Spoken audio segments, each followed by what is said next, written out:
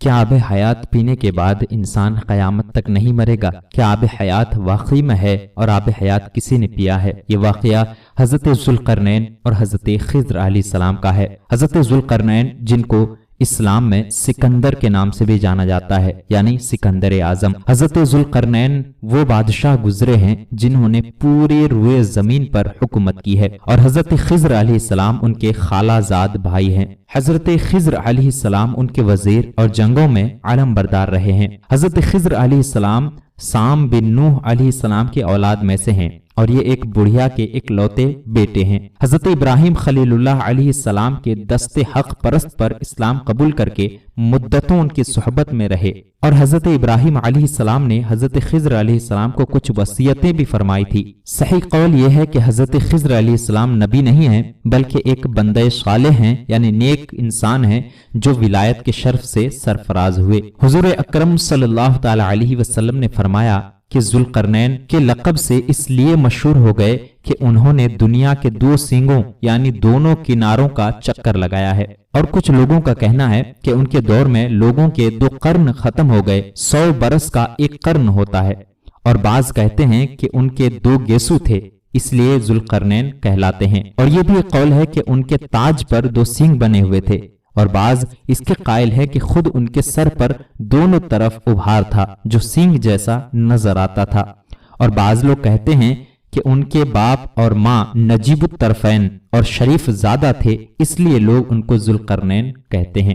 واللہ عالم بالصواب۔ اللہ تعالیٰ نے ان کو تمام روئے زمین کی بادشاہی عطا فرمائی۔ دنیا میں کل 4 بادشاہ ایسے ہیں جن کو پوری روئے زمین کی بادشاہت ملی، ان میں سے 2 مومن ہیں اور 2 کافر ہیں۔ مومن میں حضرت سلیمان علیہ السلام اور حضرت ذوالقرنین ہیں، اور کافر میں ایک بخت نصر اور دوسرا نمرود ہے، اور تمام روئے زمین کے ایک 5ویں بادشاہ اس امت میں ہونے والے ہیں جن کا نام حضرت امام مہدی ہے، جو کہ اس پوری روئے زمین کے اکیلے بادشاہ ہوں گے۔ قرآن مجید میں حضرت ذوالقرنین کے 3 سفروں کا حال بیان ہوا ہے جو سورہ کہف میں ہے۔ ہم قرآن مجید ہی سے ان 3 سفر کا حال یہاں پر آپ کو بتائیں گے۔ حضرت ذوالقرنین کا پہلا سفر آب حیات کے متعلق تھا۔ حضرت ذوالقرنین نے پرانی کتابوں میں پڑھا تھا کہ سام بن نوح علیہ السلام کی اولاد میں سے ایک شخص آب حیات کے چشمہ سے پانی پی لے گا تو اس کو موت نہ آئے گی، اس لیے حضرت ذوالقرنین نے مغرب یعنی پچھم کا سفر کیا، اور آپ کے ساتھ حضرت خضر علیہ السلام بھی تھے۔ حضرت ذوالقرنین اور حضرت خضر علیہ السلام ایک جنگل میں جا کر الگ الگ ہو گئے۔ حضرت خضر علیہ السلام ایک چشمے کے پاس پہنچے اور اس چشمے سے حضرت خضر علیہ السلام نے پانی پیا، حالانکہ وہ چشمہ آب حیات کا تھا، لیکن حضرت ذوالقرنین کے مقدر میں وہ چشمہ نہیں تھا اور وہ محروم رہ گئے۔ اس سفر میں آپ جانب مغرب روانہ ہوئے تو جہاں تک آبادی کا نام و نشان ہے وہ سب منزلیں آپ نے طے کر کے آپ ایک ایسے مقام پر پہنچے کہ انہیں سورج غروب ہونے کے وقت ایسا نظر آیا کہ وہ ایک سیاہ چشمہ میں ڈوب رہا ہے، جیسا کہ سمندری سفر کرنے والوں کو سورج سمندر کے کالے پانی میں ڈوبتا نظر آتا ہے۔ وہاں ان کو ایک ایسی قوم ملی جو جانوروں کی طرح کھال پہنے ہوئے تھے، اس کے سوا کوئی دوسرا لباس ان کے بدن پر نہیں تھا، اور دریائی مردہ جانوروں کے سوا ان کی غذا کا کوئی دوسرا سامان نہیں تھا۔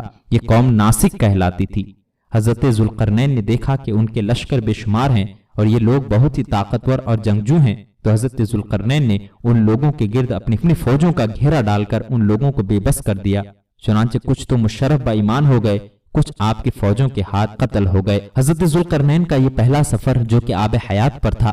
حضرت ذوالقرنین نے آب حیات کو تو بہت ڈھونڈا لیکن ان کے مقدر میں نہیں تھا اور وہ اس سے محروم رہے، لیکن ان کے ساتھ ان کے عالم بردار یعنی حضرت خضر علیہ السلام جو ان کے خالہ زاد بھائی بھی ہیں، جنہوں نے حضرت ابراہیم علیہ السلام کے ہاتھ پر اسلام قبول کیا تھا، حضرت خضر علیہ السلام کو وہ چشمہ مل گیا جس سے انہوں نے پانی پیا، اور قیامت تک اللہ تعالیٰ نے چاہا تو وہ زندہ اور سلامت رہیں گے۔ اور بتایا جاتا ہے کہ حضرت خضر علیہ السلام مومنین سے ایک نہ ایک مرتبہ زندگی میں مصافحہ کرتے ہیں۔